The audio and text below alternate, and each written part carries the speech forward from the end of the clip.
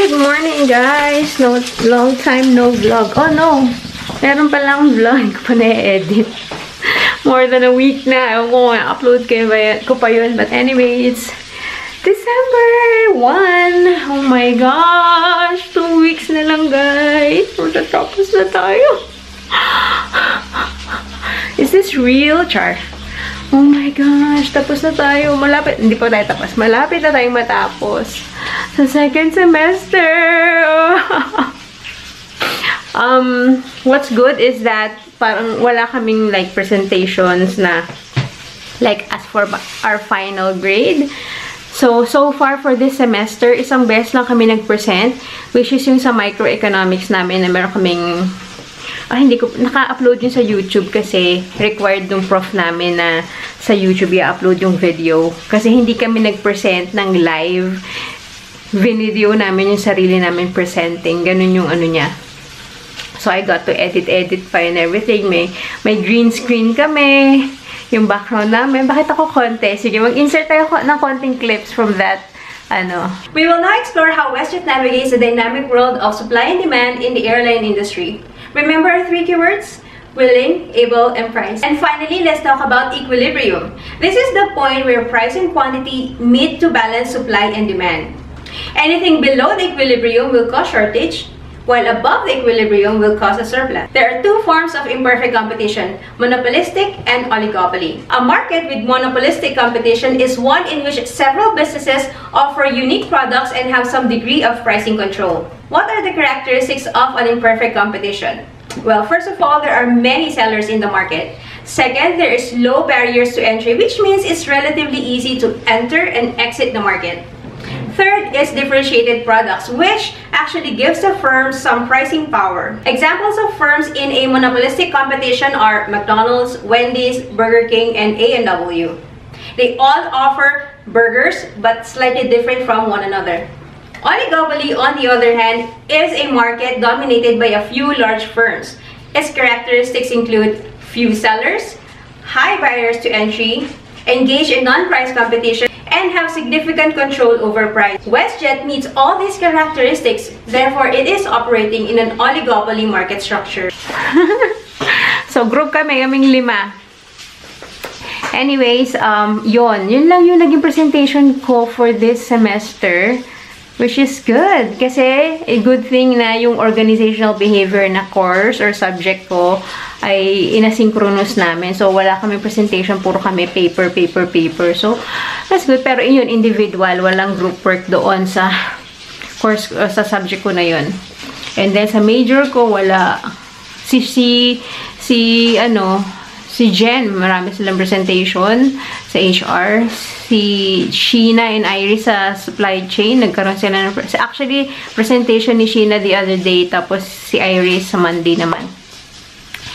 Tapos, ano pa? So, sa accounting, wala kaming presentation. Wala rin kaming group project, in fairness. So, yun. Sa marketing, since naka-online kami, hindi rin kami nag-present. Although, may mga subjects naman na online na may presentation. So, nag-present sila sa online. Which is yung pangit. Pero yun, so far yung marketing namin, puro lang din kami paper and merong individual and merong group work. Anyway, nagpiprito ako ng fish. I forgot kung anong tawag sa fish na to. Pero yun, minarinate ko sa toyo tsaka sa lemon na extra. Tapos mamaya ilalagay ko yung sabaw na pinagmarinadan. Tapos yun. Today is a special day. First of all, well, may class ako supposedly, pero wala kaming class this morning. Dalawa yung subjects ko today, microeconomics at saka statistics. So, wala kami pasok sa microeconomics. Meron kami sa statistics, which is 1 o'clock pa. So, sabi ko, lulutuan ko na ng food si Daddy para pag nakauwi niya. Pagka-uwi niya later, may kakainin na siya. Because Daddy is off today and siya ay nag-take na ng CELPIP or yung English test na required para sa permanent residency. So, I'm crossing my fingers na pasado, na we meet the minimum score. Minimum score is dapat 7 sa lahat. So, speaking, reading, writing, and listening test, kailangan maka-minimum of 7. Magkano nga yung binayad niya sa test? Parang mga 280 something yung test. Sabi ko sa kanya, sabi ko kanina, good luck, ganyan, i-aim mo na mag-7. Sabi niya, don't expect too high. Niya, basta wag daw ako mag-expect.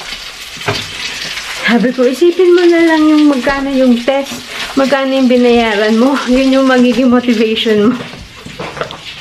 Basta sabi niya, don't expect, don't expect. So, nagre-review naman siya for the past few days. Tapos kagabi din bago siya natulog. Yun, nanonood kami sa YouTube ng mga self-pip video. So, ayun, hopefully, pumasa para makagawa na kami ng profile. Bago kasi makagawa ng profile for application ng permanent residency, diba? You need an English test result. So, pag meron na siya, pwede na kami makagawa ng profile and nandun na kami sa pool ng mga applicants na pwede kaming mapili, di ba? Hopefully.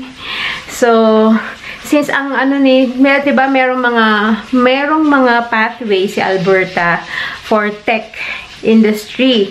Pero one of the requirements is that dapat yung employer mo ay based sa Alberta. And doon kami fail kasi nga yung employer ni Vince ay based sa Ottawa. So, hindi kami qualified doon. So, ang magiging pathway namin is yung federal skilled worker. So, hopefully, yun. Kahit na meron din naman, pwede pa rin kaming mapili or manominate ni Alberta based on foreign skilled worker path.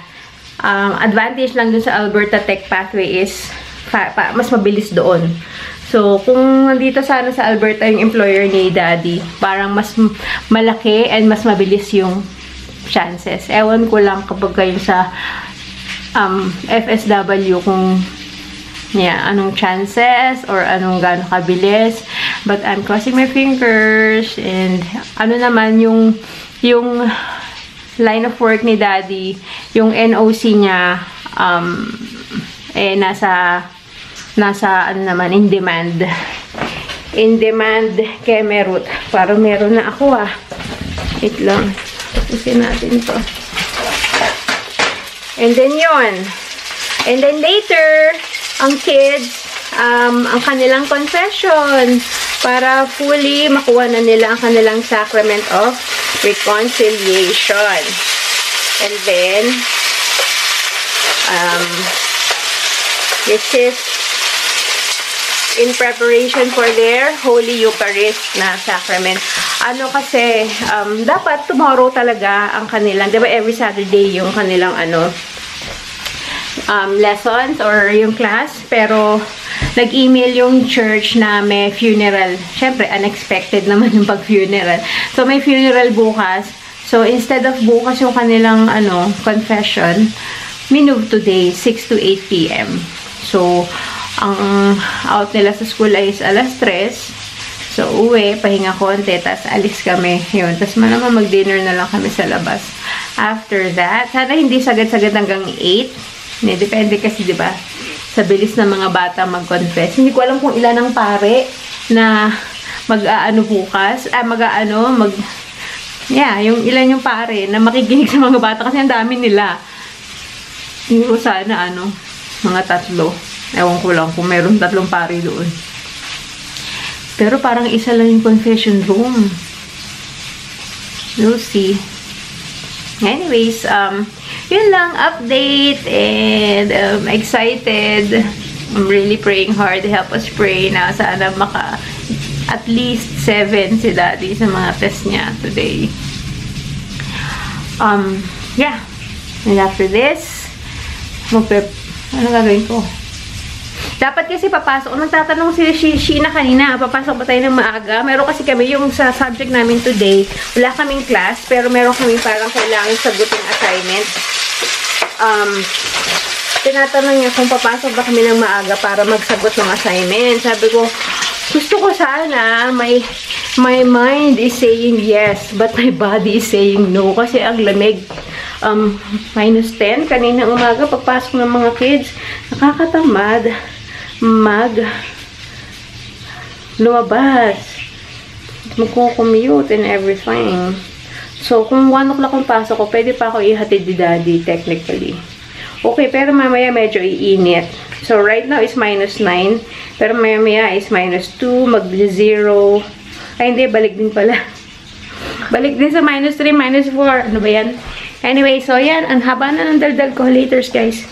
Okay, guys. Tara, let's go. It's 12:10 na. Kamusta kaya si daddy? 3 hours kasi yung self-pip test. 10 o'clock yung start niya. So, nagtitest pa rin yun hanggang ngayon. 10, 11, 12, 1. Yeah. Anyway, so, alis na tayo. Para hindi nagmamadali.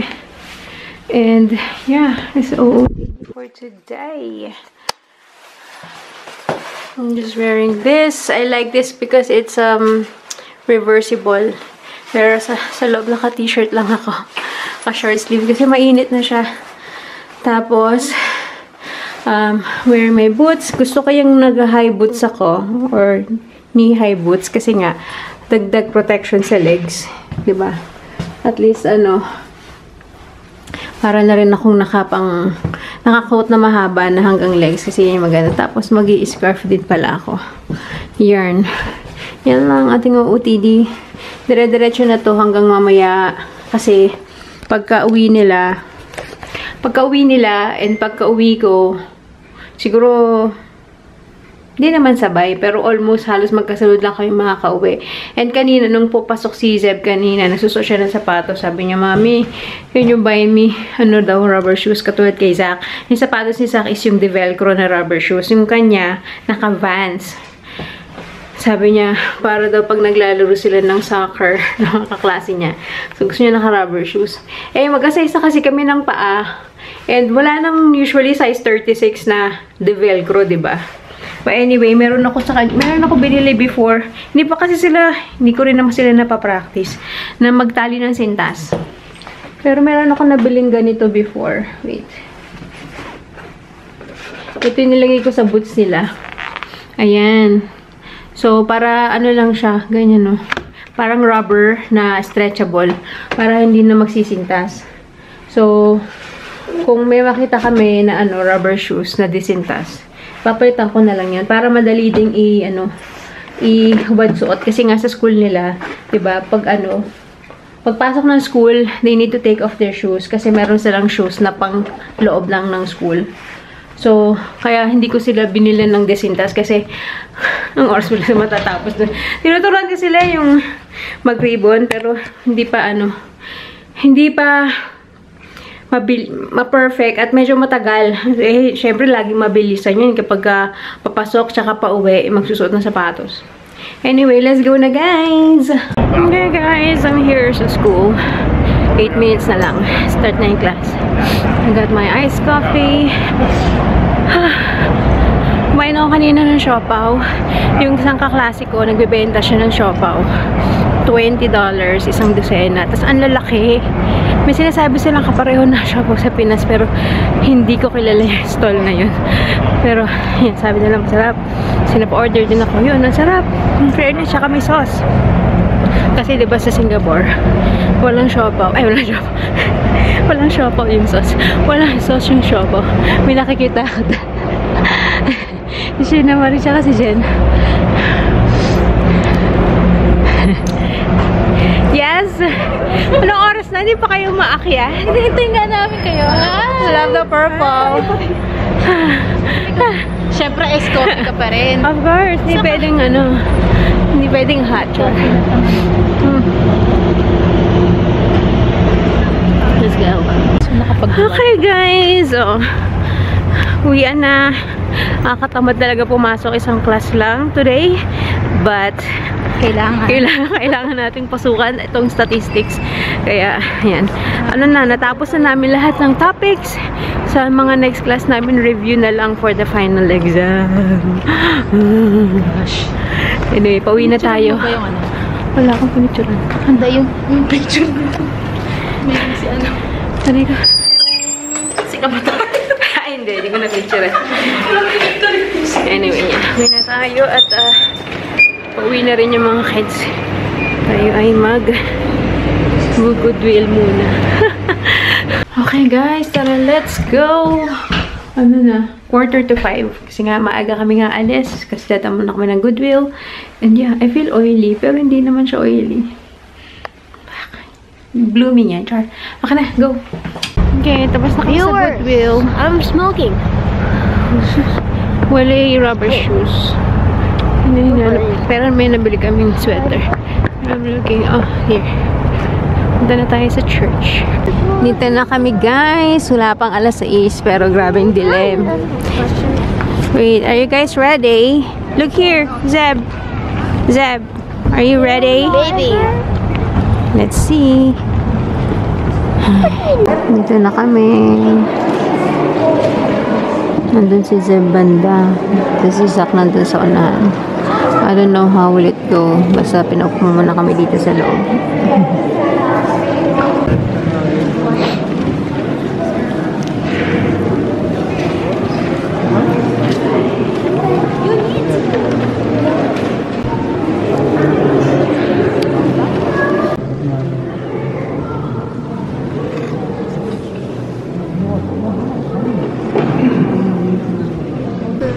Malapit na si Zeb.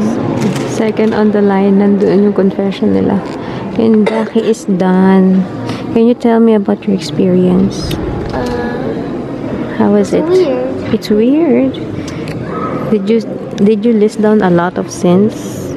No, because I can only remember a few. How many did you tell the priest? The ones I put down here, I think. How many? 3 only? You only had 3 sins since you were born? That's all I can remember. Well, they got their certificate. Nandiyan sa loob. The thing And then I next- mostly do is just like fight with my Yeah, fight with my brother as usual. Okay, later we take a picture there.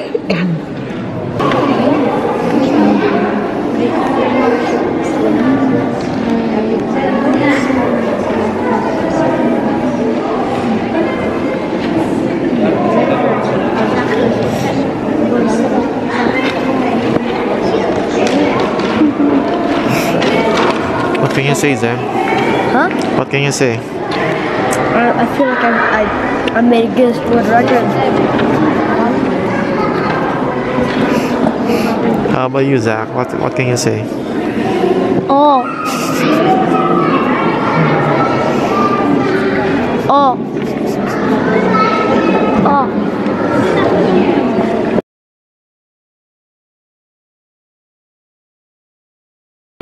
Okay guys, we're back home. It's almost 7:15.